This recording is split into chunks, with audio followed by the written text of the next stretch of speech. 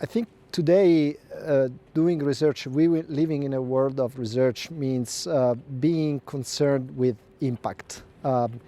We all care about how what we research, what we study will change society, will change health, will solve problems of the current mankind.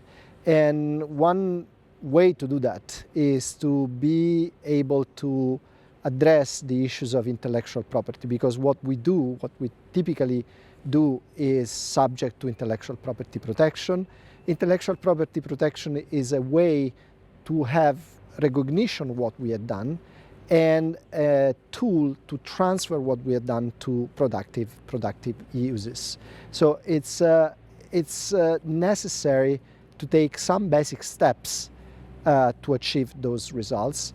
If you work in a research institution, you may need to get in touch with people who are responsible for managing the process of intellectual property management, office of technology management or research administration, something like that.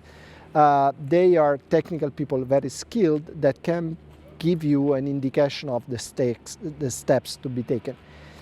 The directions that you can take to valorize your competencies and research are typically three.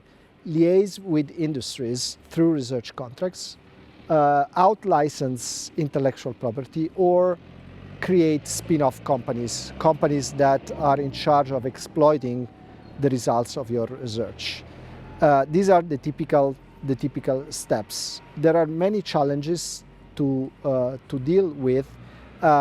Asking help from the office is very, very, very important. Of course, there are basic skills that a researcher must develop today to be able to take one of those steps.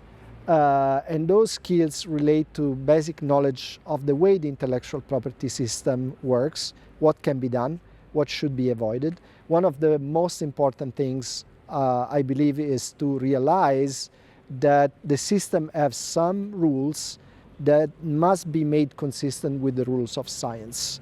Typically publication as opposed to patenting, typically exploitation as opposed to a regime of openness. It's important to understand, for example, that before publishing it is necessary to ensure patent protection.